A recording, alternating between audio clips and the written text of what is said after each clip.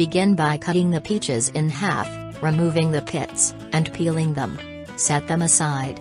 Mix the gelatin powder with cold water.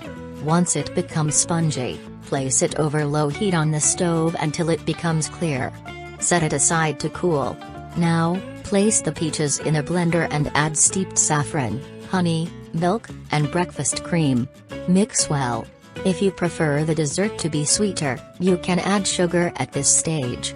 After the gelatin has cooled down, add it to the peach mixture and mix again. Pour the mixture into a greased mold and refrigerate for about 4 hours until it sets.